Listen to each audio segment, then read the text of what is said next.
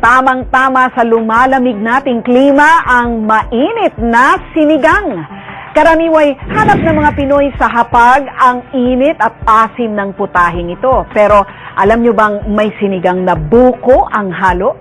Ang paborito namang corned beef na karaniwang pang-agahan, pwede na ring maging sinigang.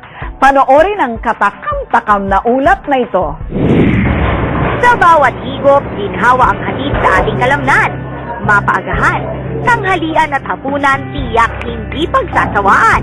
Ito ang sinigang. Ang sinigang ay orihinal na ulam o pagkaing Pilipino. No? Ito ay basically Tagalog cuisine. Bago pa dumating ang mga Espanyol, nagsisinigang na tayo. Well, agricultural na bansa nga tayo. Magsasaka yung mga tao natin.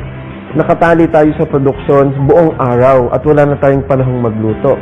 Pagdating ng lunchtime, mabilis ang pagluluto ang ginagawa natin as sinigang. Ang pinakamabilis dahil ito'y hulog lang ng hulog.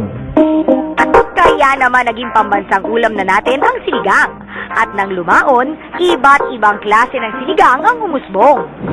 Dahil swak talaga sa panlasa nating mga Pilipino ang sinigang. Ngayong araw, meron tayong Sinigang Challenge. Ang una nating destination dito sa Quezon Memorial Circle sa Quezon City. At ang una nating challenger, ang Coconut House.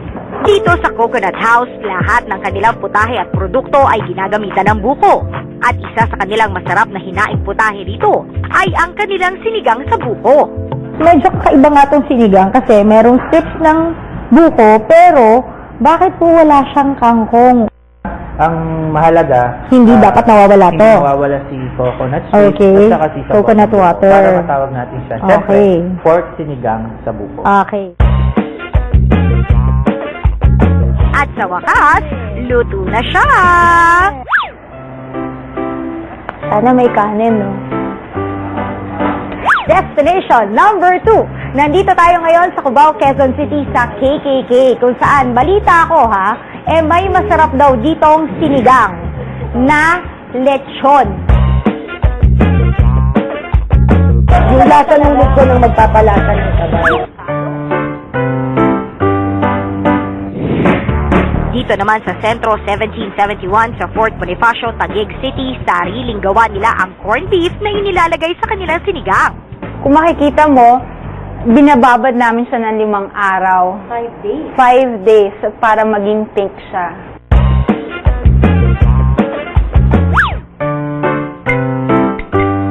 Good. At ang aming fourth and final destination, ang Congo Grill sa Tomas Morato sa Quezon City. Dito, tradisyonal na sinigang ang kanilang niluluto.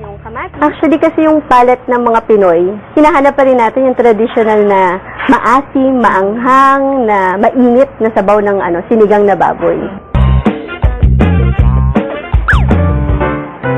Sarap. Approve. Dahil lahat ng sinigang nila ay patok, ipinatikim namin ito sa aming 3 hurado na may matinik na panlasa at hilig sa pagkain. Ang masasabi ko lang dito sa unang sinigang, okay siya.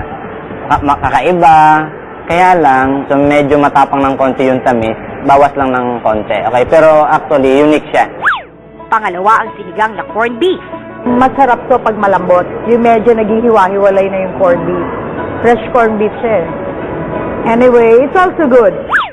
Sumunod naman ang sinigang na lechon. Sa pangatlo, ang balance ng flavor niya, sabihin na nating well-balanced, okay?